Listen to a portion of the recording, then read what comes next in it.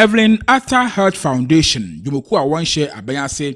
Na one botati tirawing there was a pomozin church na shepapa was kama or yes be one when you be numpo hona walk out yemono was the race war a share and this our kumfi Attakwaa wolfing for the mantom machre central region. Jumakui a na banuzifuni or ya homofefo so no machre abayiwa Evelyn Atano was the mo akwenje fado was the oya printer any photocopy machine a few books pencils mathematical set na zo kan wa was the boa oya adisuan the kama school a wo frano Attakwaa tia emode basic school a na so wo Attakwaa krono mu odumezi asono sono adwumakui kodo was a oya mechire safety net na fi apomozin church na share the war offer oya malaria hepatitis blood related disease na chi kwan anyi podeseyin bafado na wa gbona ban wadam cheche yana wadema adesa wo ekumfi Attakwaa headmaster Yusuf Ibrahima oda ekumfi tia Amadia basic school a wa Attakwaa no oji yeme no oda ase dama so na odumyamfo mechire honorable Jamil Nyamia oye assemblyman zima ekumfi Attakwaa nyi otabraze electoral area no so oda ase na was one zisam dede wa oye hom zima oye Evelyn Health Foundation oye dwumakunu re na mpo adesha waka ho ma woboa madwumazi no ozemu no umenko na enkote oye ora Yusuf Ibrahim oye headmaster na hen nyinara hen assembly member machire Jamil Nyame won kase a waka ze fa dwumazi no ho Ozikan yeze ndase onye wi na ezema hwan usande Inwaji bebre there wa behin ado ye o to them wa behin printer wa behin stationery exercise books pencils sanitizer vernical buckets if you one mandate now or they are to provide aid to improve or enhance the livelihood of the youth and to say if you one mandate now let's say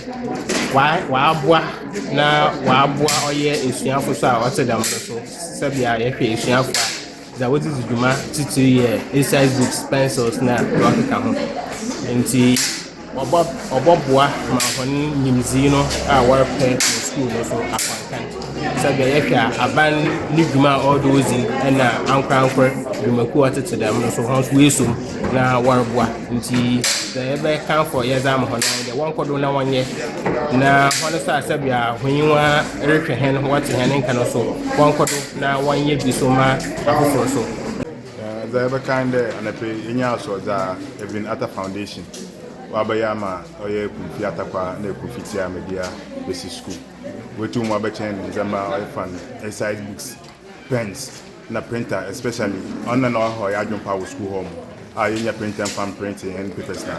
One here, the problem our one and pay you one day with my solve school home. It's in the assistant corner as a Evelyn Foundation. You have one person come on there, baby. When you scan, as a boy, you may as well tell me that young pronunciation one name. Now, after that, someone to move one as a baby the school and community. We say thanks to them. That's why above why man, you had this son, I called the one. Wakati wengine ya kukuisha papa kono mapa oye Evelyn Health Foundation may say thank you. Attakwaa adesha na wetwehia na mpanyimfo na echi osiko na kasa mche na amodu na oye wenye dododo madam nti what one kasa ya oye hom one so wode tag mazinachi na o menkete adehye mo woka na free na mpanyimfo na osiko na kasa nso za oka de tag mazi echi ga maka cha wala ya de mi ase de wa baka na esa de wo bo hwe nya apo mede ma Attakwaa yenye ebi ekedi de ya mi share one ko mo mo na kasa na ko tonko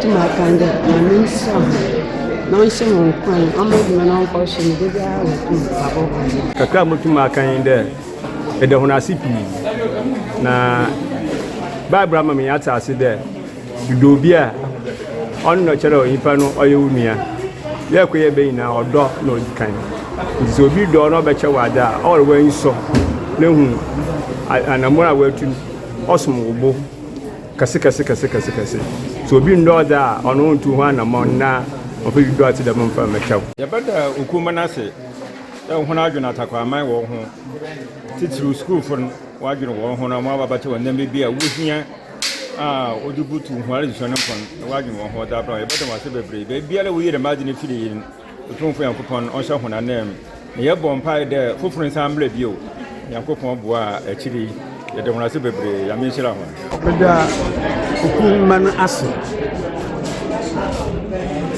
wɔbɛyɛ adom kɛsɛ ate da wɔbɛkyɛ ne skul mmɔfra bi ade nea wɔbɛhwɛ koman firi so ne apɔmuden ho wɔbɛhwɛ wayɛ ode ku no ase na ne nsa mɛda wɔn asankasankasa dɛ wɔde adom kɛsɛ ate da wɔde wɔda wɔn ase Dwumadzi rekɔdo no yɛbɔ pin ɔyɛ Evelyn Attakwaa Foundation mekyerɛ adwumayɛfo bi na ɛwɔ hwetwe nkɔmɔ abra dwumadzi ɛwɔ guduwa zi ho dwuma na wɔn so wɔkyerɛ ɔyɛ adwuma a wɔrezi no mu de kyerɛ ekonfi TV abogofo na dam na wɔkan nti eventually aha no wɔba ha baazi no kɔdo ha ma yɛdi ɔmo information na ɔmo de akɔ next day with that bibi a ɔmo bɛhwɛ ɔmo de what are using? Pale apple. Okay,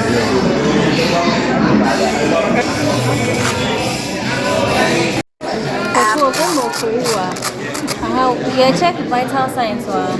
What you do? Now share. Then almost short. And now wait. If you have not echo, wow. One second, watch yeah, that's all right. Madam Bojo was in. Ọjọ́ yẹ fẹ́ mi rú bàbá. Nti dan na ọkọ̀dọ̀ wa sisi a ọbẹ̀ wọ́tọ̀. Sẹ́ni ẹ̀ mi sísá ní ká mi chẹ́kì weight. Mi chẹ́kì vital signs weight pulse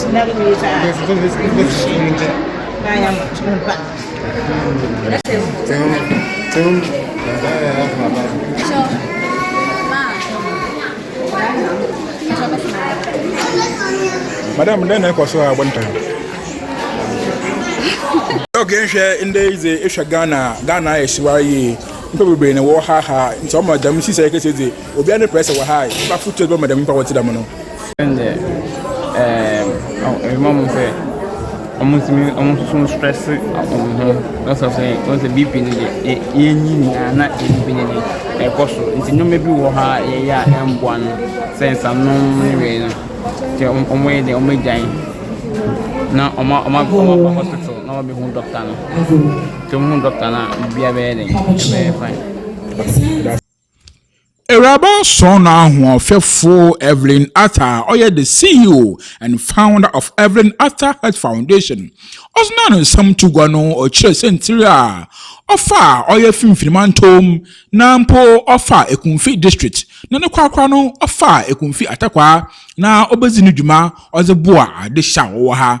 Umayanko Nenkote Evelyn Atta, the CEO of Evelyn Attakwaa Foundation. Nekasaya odo to go Jumazin Ase.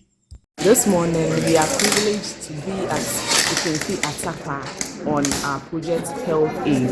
We came to do some donation for the TI and the DRGHS school and also a health screening to the whole community of Attakwaa. We donated a printer.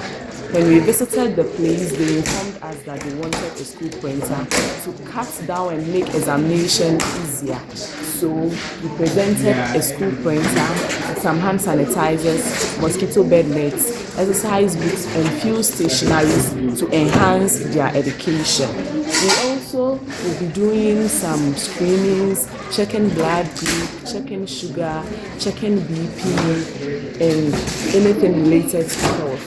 Because of that, we also have some mosquito bed nets, which we are going to give to the whole community to reduce the rate of malaria in the Attakwaa community and Ghana as a whole. Looking at the many communities in Ghana, why did you choose Attakwaa? Okay, we chose Attakwaa because Purpose brought us here this year. And I'm also an old student of the TI Senior High School. Yes, that is what motivated us to bring this year's health aid project to Ekunfi district. What will be your final message for the recipients of this gesture?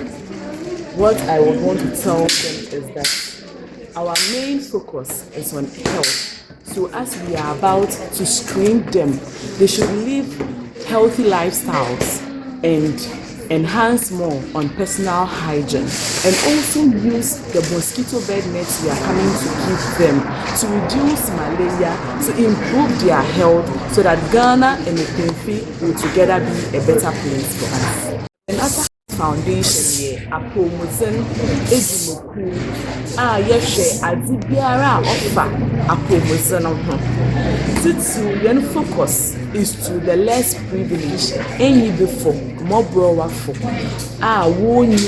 resources, one find access quality health care hospitals are world. It's actually the Afibia, a tumuko, a classic room, a health screening.